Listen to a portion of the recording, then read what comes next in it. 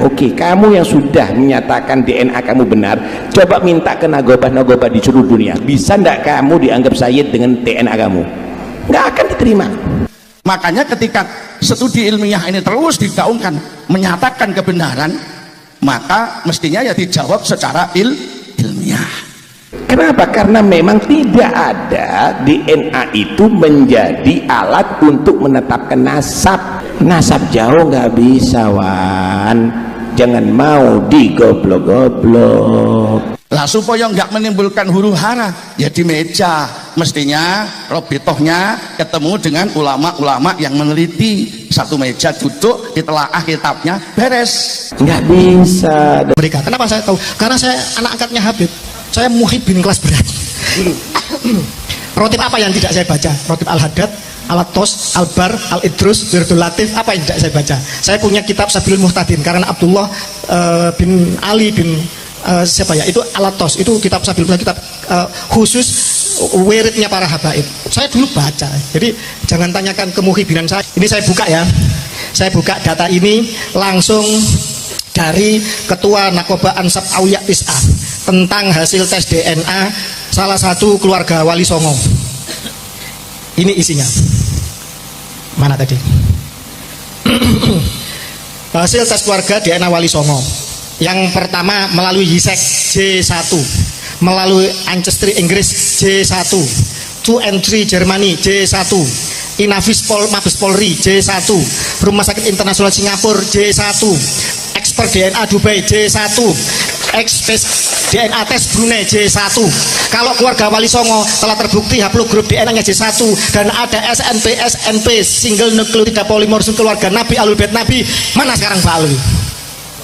Orang kalau benar Pak, tidak banyak mulut, tidak banyak cincong, mudah pembuktiannya. Hei, kamu katanya punya mobil, punya?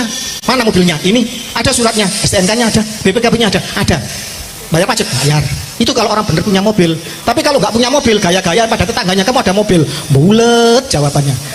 Jadi sebenarnya jadi gini, banyak orang-orang mantan muhibbin yang awalnya belum bisa lepas jadi muhibbin karena tidak bisa membedakan ini antara keilmuan, antara kewalian sama nasab. Ada nggak Pak Alwi yang berilmu? Ada, banyak, ya kan? Kitabnya banyak nggak? Kitabnya sedikit ya.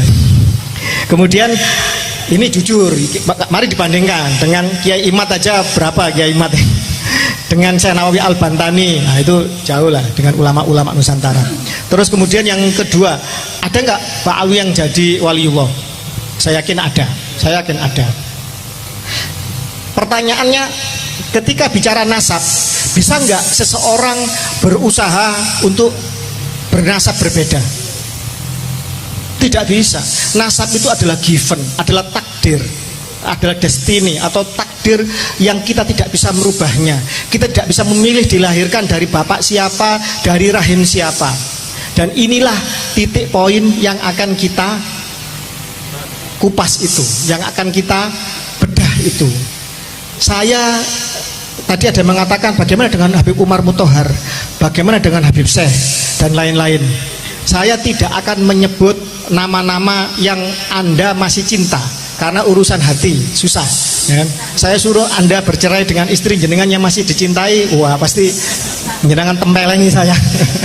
Jadi gitu. Jadi saya juga mencintai seorang Habib dan akan saya cintai sampai akhir hayat saya. Dia adalah orang tua angkat saya, Abdul Husain bin Muhammad bin Alwi bin Hasan bin Toha bin Muhsin bin Alwi bin Segaf Asegaf. Insya Allah kalau beliau melihat ini, beliau pernah mengatakan saya akan mencintai saya dunia akhirat, dan saya pun akan mencintai antum ya Habib, orang tua angkat saya. Tetapi ketika kita bicara mengenai masalah pelurusan nasab Nabi di Nusantara ini, di dunia ini adalah kewajiban fardu ain. Bedakan urusan persahabatan, bedakan urusan kongsi gang, bedakan urusan guru dan murid. Ini masalah kesucian dari Nabi Muhammad SAW.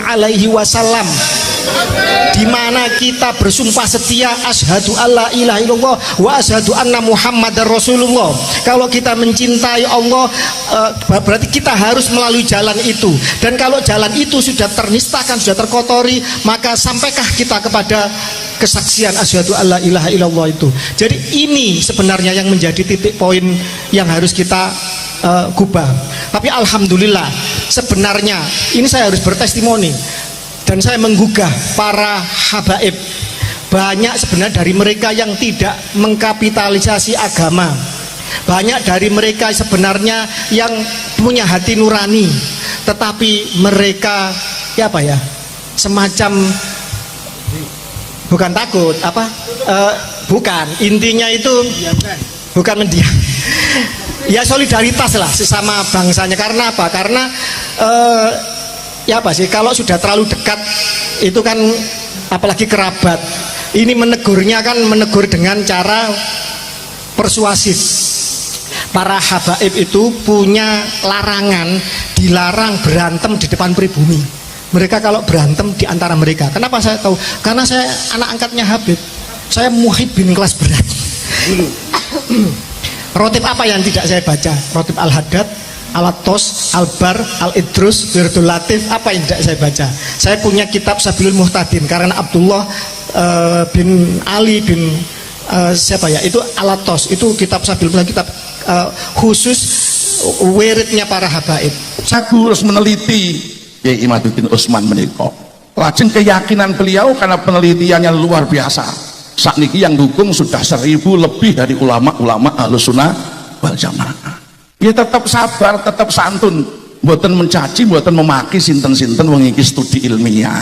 Silahkan Anda membahas ilmiah, tapi Anda tidak meladeni, Anda tidak pernah hadir, Anda hanya keluar-keluar. Indonesia ada akeh wong alim duduk teko Yaman, duduk teko Mesir, duduk teko Yordan, duduk teko Maroko, tapi Indonesia alim biyen teko Wali Songo. Zuriyah Nabi yang asli niku Sayyid dan Syarif, bukan Habib. Wong buktine anake para Sayyid Wali Songo luwih alim timbang mereka. Wong sito alim bedah nasabe lho, sampai saiki ribuan di antara mereka ndak ada yang bisa jawab. Ayo ngalim pundi berarti? Minta ini sudah jelaskan ini, oh cuma sekalipun ulama seluruh dunia berkata apapun, saya tetap, ya sudah. Ada apa diladeni? Tidak perlu diladeni. Dan tidak ada di lingkungan kita yang mendolimi saudaranya, nggak ada. Sampai ulama NU sing mboten ngakoni nek Habib niku dzurriyahe Nabi niku mboten mendolimi Habib, mboten menfitnah para habaib, mboten. Wong namanya studi ilmiah niku yo mesti gawe kitab-kitab. Mun sampai jenengan terprovokasi ulama-ulama sing bedah nasabe para Habib mboten menfitnah para Habib. Silahkan Anda mau berusaha, silahkan sekuat Anda, dan yang bayar kalau ada bayarnya, silahkan keluarkan banyak duit Anda, tapi Anda tidak akan bisa meruntuhkan kebenaran dari Allah. Jadi kitab-kitab nasab mulai abad 4 sampai abad 9, sekitar 550 tahun, terbukti betul bahwa Ubaidillah niku senes putrane Ahmad bin Hisam. Lajeng ditolak oleh ahli-ahli nasab mulai teko Maroko, Yordan, Mesir, Saudi Arabia, termasuk yang terakhir Indonesia, Kiai Imaduddin Utsman menika. Tapi kalau mau cari ilmu sini, ngajian sini, ke sini. Wah itu doktrin itu, ya sudah terserah. Ya saya ngajak yang baik. Ya ente mau katakan doktrin atau apa? Ya, oh nanti kamu akan menjadi budak-budak.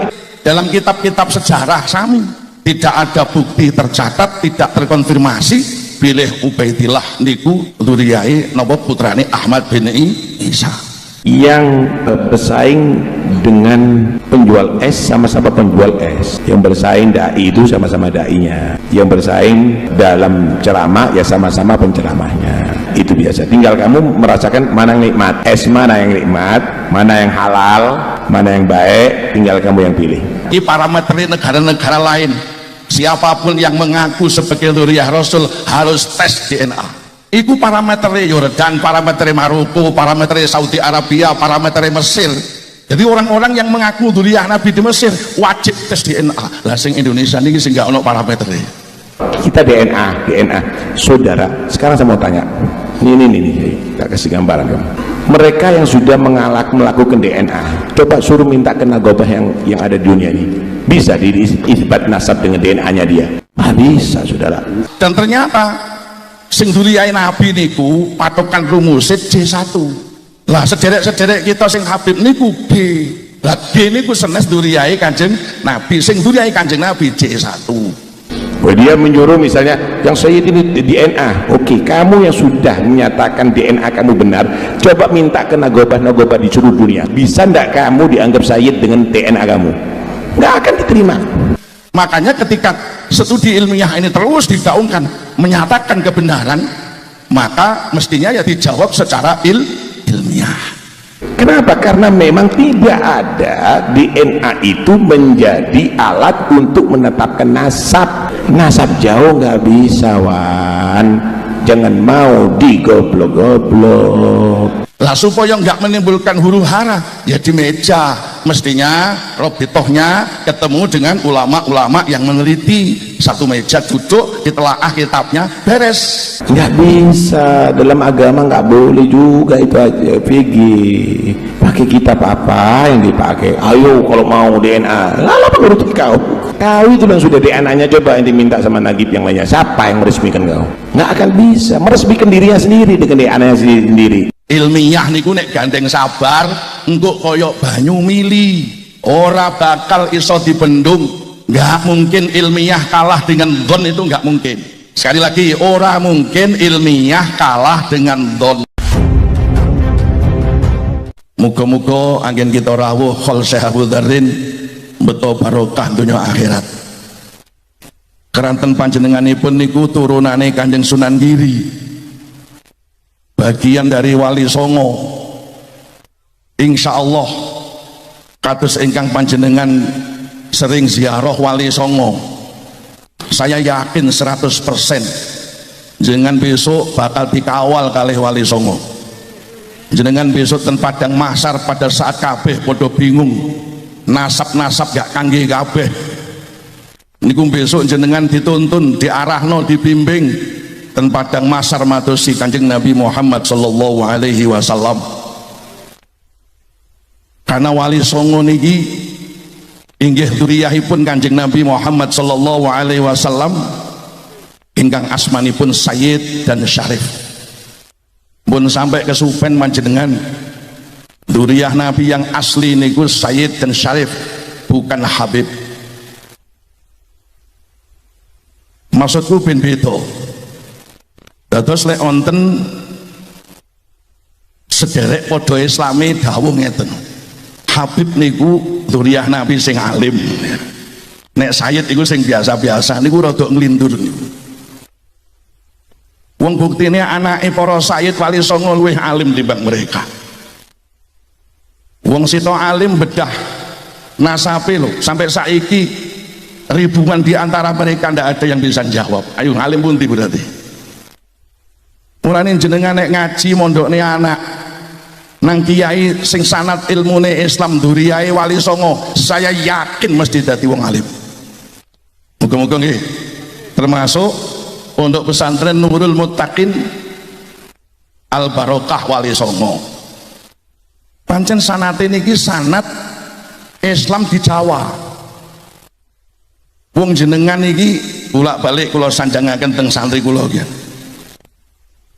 Kula jenengan sedaya ngaji bab salat ya teko kiai kampung, teko kiai Jawa, ngaji takrib juga dari kiai Jawa. Nggih napa nggih? Ngaji Safinah, Kasyifah, Fathul Mu'in, I'anatul Talibin, ngaji Ihya yo nang kiai Jawa. Terus setelah ojo ragu, ulama-ulama Ahlus Sunnah wal Jamaah An-Nahdiyah, alim-alim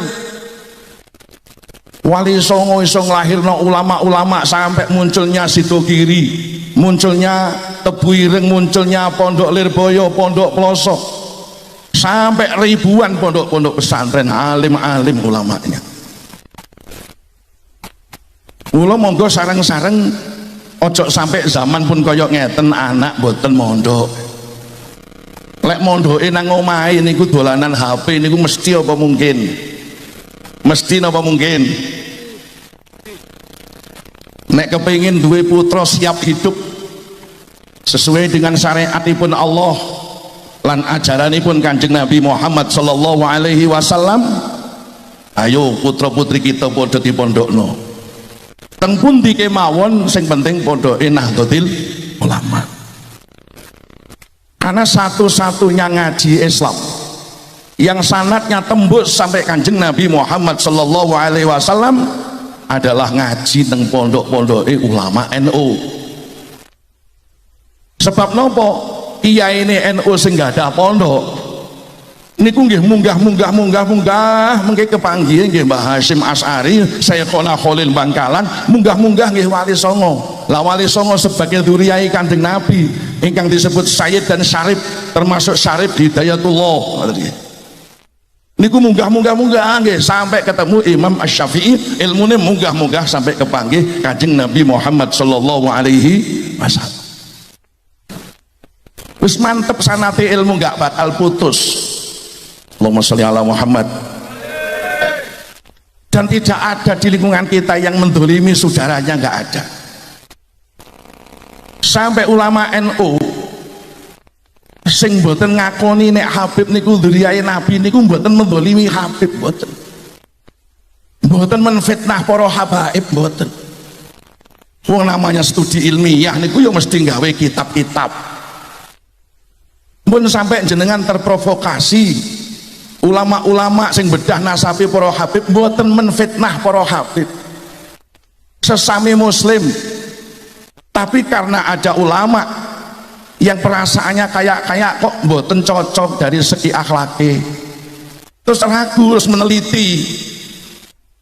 Lajeng keyakinan beliau karena penelitiannya luar biasa, sakniki yang dukung sudah 1000 lebih dari ulama-ulama Ahlussunnah wal Jamaah. Dia tetap sabar, tetap santun, mboten mencaci, mboten memaki sinten-sinten wong iki studi ilmiah. Sing nomor siji, jenengan cek mboten terprovokasi. Kados Kyai Nur Hadi yakin 100% nek dzurriyyah Nabi niku senes habaib. Niku pertama ya di kitab-kitab nasab mulai abad 4 sampai abad 9, sekitar 550 tahun terbukti betul bahwa Ubaidillah niku senes putrane Ahmad bin Hisam. Ya wonten nami Ahmad tapi bukan Ahmad bin Isa dzurriyyah Nabi niku. Lajeng ditolak oleh ahli-ahli nasab mulai teko Maroko, Yordan, Mesir, Saudi Arabia, termasuk yang terakhir Indonesia, Kyai Imaduddin Utsman menika. Nomor kali dalam kitab-kitab sejarah sami tidak ada bukti tercatat, tidak terkonfirmasi bilih Ubaidillah niku dzurriyyah napa putrane Ahmad bin Isa. Lajeng sing nomor 3 iki parameter negara-negara lain, siapapun yang mengaku sebagai dzurriyyah Rasul harus tes DNA. Iku parameter Yordan, parameter Maroko, parameter Saudi Arabia, parameter Mesir. Jadi orang-orang yang mengaku dzurriyyah Nabi di Mesir wajib tes DNA. Lah sing Indonesia niki sing gak ono parametere. Ya untungnya ono ulama sing iso neliti dengan penuh ketelitian dan kehati-hatian. Tes DNA, dan ternyata sing dzurriyyah Nabi niku patokan rumusnya J1. Lah sederek-sederek kita sing Habib niku B. Lah D niku senes dzurriyyah Kanjeng Nabi, sing dzurriyyah Kanjeng Nabi D1. Jadi paling tidak 4 pendekatan niku, sehingga lajeng sampai kapanpun karena sudah diteliti secara ilmiah, walaupun awalnya 1 orang lalu dicek oleh ulama sampai sekarang lebih dari 1000 ulama yang ngecek kitab-kitab yang ditelaah oleh Kyai Imaduddin Utsman, oleh Gus Abbas, oleh Kyai Yusuf dan seterusnya, Sayyid Qoli dan seterusnya, sampai Sayyid Dzulfikar niki malah sing pertama ngecek kitabipun dia niku sudah betul-betul yakin 100% bahwa Habib niku senes dzurriyyah Kanjeng Nabi. Ngono tok lho, bukan menfitnah. Dan ini bukan sebuah caci makian karena studi ilmiah. Makanya ketika studi ilmiah ini terus digaungkan menyatakan kebenaran, maka mestinya ya dijawab secara ilmiah. Lah supaya nggak menimbulkan huru hara ya di meja mestinya robitohnya ketemu dengan ulama-ulama yang meneliti, satu meja duduk ditelaah kitabnya beres. Lalu robitohnya, ketua robitohnya menyatakan iki lho silsilahku sampai ke atas. Lajeng Kiai Madudin dengan sedoyo wadopolone iki lho hasil penelitianku, urusan percaya nggak percaya tetap muhibin atau berubah urusannya masing beres. Tapi gak iso ngono, gak beres. Allahumma sholli ala Muhammad.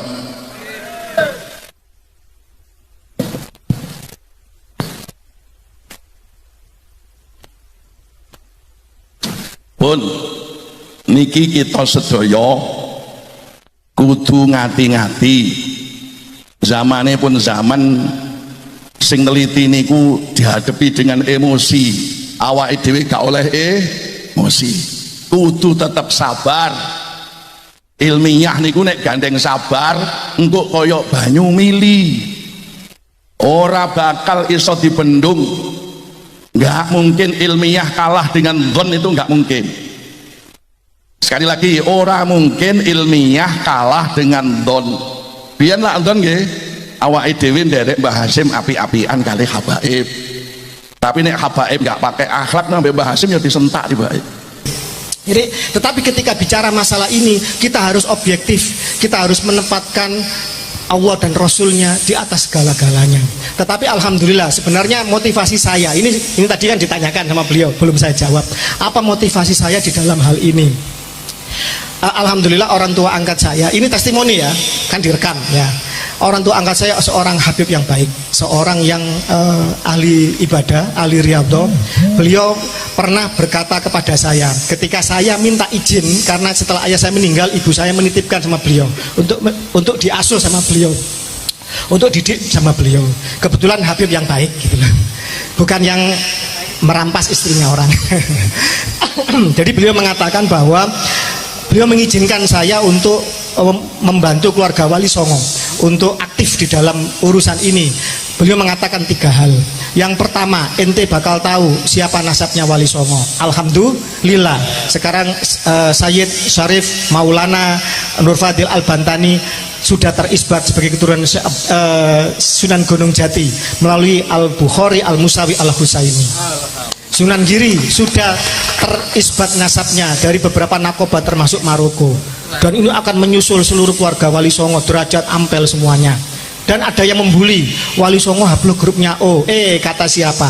Ini saya buka ya, saya buka data ini langsung dari Ketua Nakoba Ansab Aulia Tis'ah tentang hasil tes DNA salah satu keluarga Wali Songo. Ini isinya. Mana tadi? Hasil tes keluarga DNA Wali Songo. Yang pertama melalui Yisek J1, melalui Ancestry Inggris J1, 2 and 3 Jermani J1, Inavis Mabes Polri J1, Rumah Sakit Internasional Singapura J1, Expert DNA Dubai J1, Expert DNA tes Brunei J1. Kalau keluarga Wali Songo telah terbukti haplogrup DNA-nya J1 dan ada SNP single nukleotida polimorfin keluarga Nabi Alul Bait Nabi, mana sekarang Pak Alwi? Orang kalau benar Pak, tidak banyak mulut, tidak banyak cincong, mudah pembuktiannya. Hei, kamu katanya punya mobil, punya? Mana mobilnya? Ini ada suratnya, STNK-nya ada, BPKB-nya ada. Bayar pajak? Bayar. Itu kalau orang benar punya mobil. Tapi kalau nggak punya mobil, gaya-gaya pada tetangganya, kamu ada mobil, bulet jawabannya. Ya seperti itu Yahudi ini. Wali Songo, ada nasabmu, ada catatannya, manuskripnya ada. Kamu berani isbat, berani lolos, DNA, lolos. Ini Pak, orang yang benar. Perjuangan ini bukan untuk rebutan nasab jadi keluarga cucu Nabi, tidak. Kalau perlu tidak ada yang jadi cucu Nabi di Nusantara ini. Kalau perlu tidak ada yang terbukti jadi cucu Nabi. Kalau itu nanti hanya melahirkan perbudakan, melahirkan rasisme, melahirkan arogansi nasab, melahirkan kapitalisasi dan perbudakan spiritual. Tidak perlu dan tidak penting cucunya siapapun. Ini kan karena keluarga Wali Songo dihina 200 tahun. Keluarga Wali Songo dibelokkan nasabnya ke Yaman. Menurut kitab namanya Samsud Dohiro, karangan Abdullah Al-Masyhur ya, Abdurrahman Al-Masyhur, yang ditahqiq oleh dia sahab. Menurut Van den Berg, jelas tertulis di situ kok. Menurut Van den Berg kok, katanya Wali Songo ke Yaman.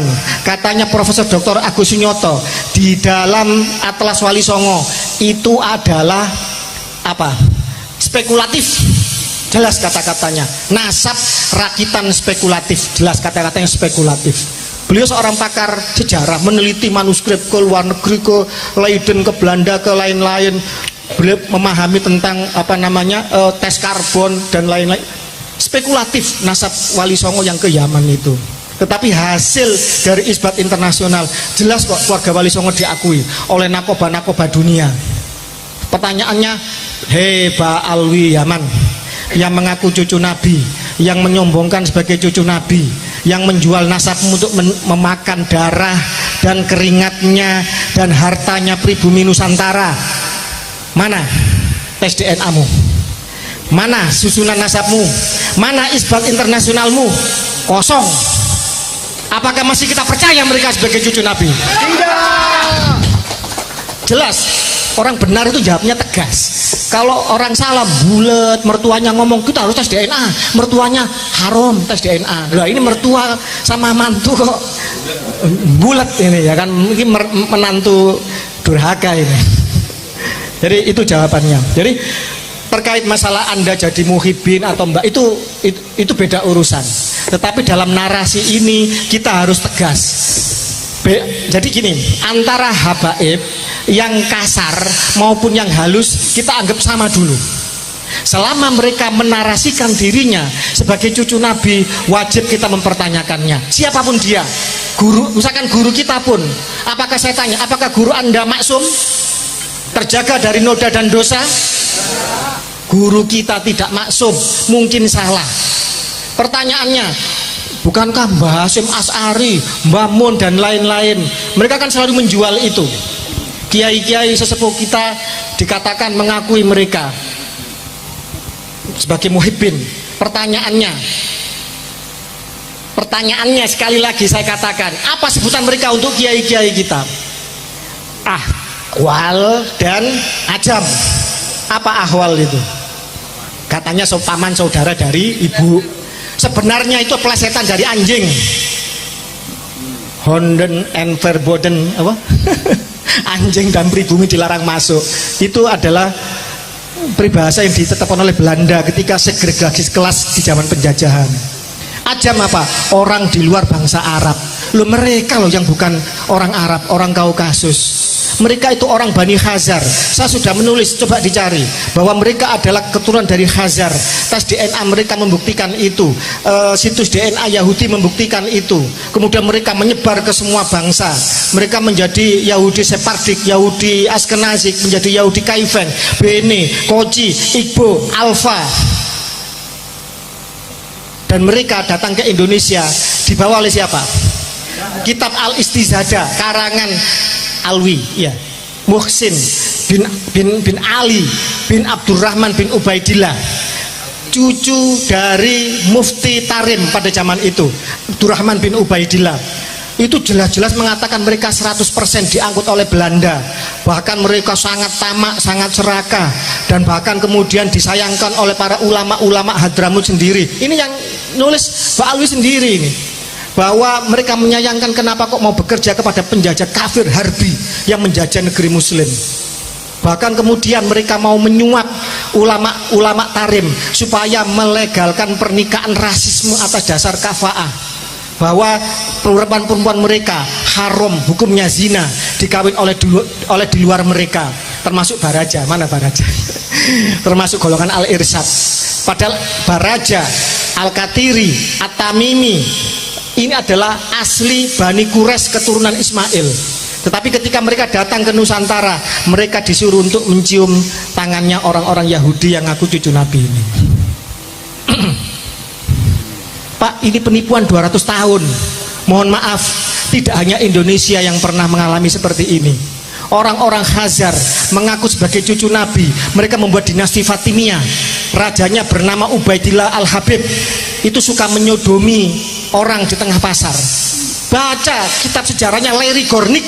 Gornick dari Koinuko, seorang Yahudi yang pernah diusir kabilahnya oleh Nabi Muhammad. Dia seorang sejarawan dan seorang matematika. Baca dinasti Fatimiyah, bagaimana raja-rajanya, sultan-sultannya melakukan kebiadaban. Kemudian mereka menuhankan Ali. Mereka merofido Syiah, itu menjadi Syiah yang sangat-sangat menuhankan Ali. Mereka melencengkan ajaran Ahlul Bait Nabi menjadi ajaran yang sesat. Mereka juga menyusup di banyak negeri dan bangsa. Mohon maaf, King Richard Inggris haplogrupnya G, bapaknya Henry haplogrupnya I, ibunya putri Prancis. Kok bisa bapaknya I, anaknya G? Ini mengobarkan perang salib ketiga.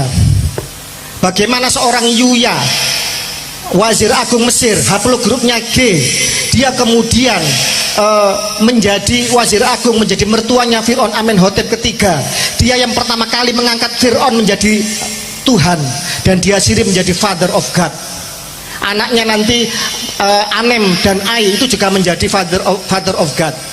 Nanti dia juga akan meracuni Fir'aun Tutankhamun, menyusup ke segala bangsa mereka. Bagaimana Stalin juga menyusup untuk melakukan pemberontakan revolusi Bolshevik 1917 di Rusia, meruntuhkan 3 abad kekuasaan dinasti Rusia Romanov yang dibantai oleh mereka. Dia kemudian membuat kelaparan, 7 juta orang mati. Dia membantai pemimpin Lenin dan seterusnya, sesama komunis, kalau nggak salah 11 juta orang. Dia mengobarkan perang dunia kedua, 70 juta orang mati. Bagaimana blok grup G yang lain, Al Capone, menjadi penjahat mafia Sisilia Italia. Jelas-jelas dia seorang Yahudi Italia. Dalam dirinya ada G, P303.